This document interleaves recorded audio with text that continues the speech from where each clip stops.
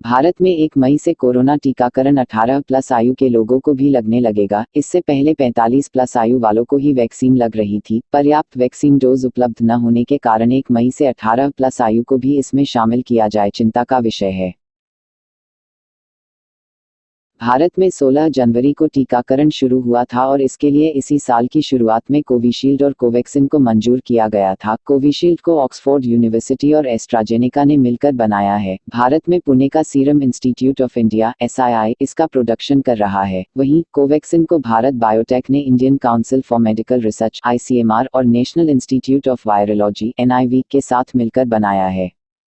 Moscow के Gamaleya institute के साथ मिलकर इस वैक्सीन को डेवलप करने वाले Russian direct investment fund (RDIF) के प्रमुख किरिल दिमित्रेव के हवाले से रॉयटर्स ने बताया कि स्पुतनिक वी का पहला बैच भारत में 1 मई को उपलब्ध हो जाएगा। दिमित्रेव ने दावा किया कि स्पुतनिक वी के पहले बैच से पूरे देश में 18 के टीकाकरण में मदद मिलेगी। इससे पहले 13 अप्रैल को भारत ने अन्य देशों में पहले से उपलब्ध वैक्सीनों को इमरजेंसी अप्रूवल दिया था, ताकि ज़्यादा से ज़्यादा वैक्सीन डोज उपलब्ध हो सके और वैक्सीनेशन की रफ्तार को बढ़ाकर कोरोना वायरस की दूसरी लहर को रोका जा सके।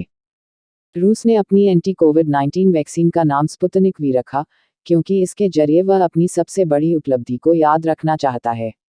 1957 में 4 अक्टूबर को सोवियत संघ, आज का रूस, ने दुनिया का पहला सैटेलाइट स्पुतनिक लॉन्च किया था। उस समय चल रहे शीत युद्ध के दौरान उसे रूस की बड़ी उपलब्धि माना गया। मॉडर्ना और फाइजर की मिस्टरना वैक्सीन ही 90% से अधिक इफेक्टिव साबित हुई हैं। इसके बाद स्पुतनिक वी ही सबसे अधिक 91.6% इफेक्टिव रही है। इसे रूस के गामालेया इंस्टीट्यूट ने Russian direct investment fund (RDIF) की फंडिंग से बनाया है। यह वायरस वेक्टर प्लेटफॉर्म पर बनी है, यानी कोविशील्ड जैसी ही है।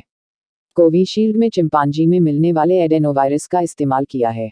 वहीं रूसी वैक्सीन में 2 अलग-अलग वेक्टरों को मिलाकर इस्तेमाल किया गया है। एस्ट्राजेनेका और रूसी वैक्सीन के कंबाइंड ट्रायल्स की बात भी चल रही है। स्पुतनिक वी को अब तक दुनिया के 60 देशों में अप्रूवल मिल चुका है। सबसे पहले अगस्त 2020 में रूस ने इसे मंजूरी दी थी। इसके बाद Belarus, Serbia, Argentina, Bolivia, Algeria, फिलिस्तीन, वेनेजुएला, पैराग्वे, UAE, तुर्कमेनिस्तान में भी इसे अप्रूवल दिया है। यूरोपीय यूनियन के ड्रग रेगुलेटर से भी इसे जल्द ही अप्रूवल मिल सकता है।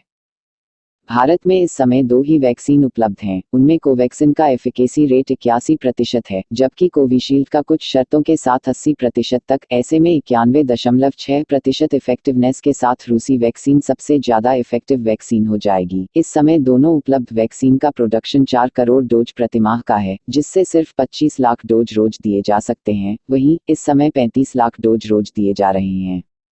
इससे कम से कम 7 करोड़ डोज हर महीने चाहिए होंगे। डिमांड पूरी करने के लिए भारत को और वैक्सीन डोज की आवश्यकता है। RDIF के CEO किरिल दिमित्रेव के अनुसार यह वैक्सीन सब तक पहुंच सके, इसके लिए इसकी कीमत $10 से कम रखी गई है, यानी ₹900 से भी कम में यह उपलब्ध होगी। दुनिया भर में 90% से ज़्यादा इफेक्टिवनेस साबित करने वाली अन्य वैक्सीन के मुकाबले यह बेहद सस्ती है। अच्छी बात यह है कि इसे 2 से 8 डिग्री सेल्सियस तापमान पर स्टोर किया जा सकता है, जो भारत की मौजूदा सप्लाई चेन में आसानी से उपलब्ध है। भारत में रूसी वैक्सीन को डॉक्टर रेड्डीज लेबोरेटरी विकसित कर रही है और इसके 1500 वॉलंटियर्स पर फेज 3 ब्रिजिंग ट्रायल्स किए हैं। इसी आधार पर स्पुतनिक के लिए मंजूरी मांगी है। इसके साथ साथ हेटेरो बायोफार्मा और ग्लैंड फार्मा में भी प्रोडक्शन होगा।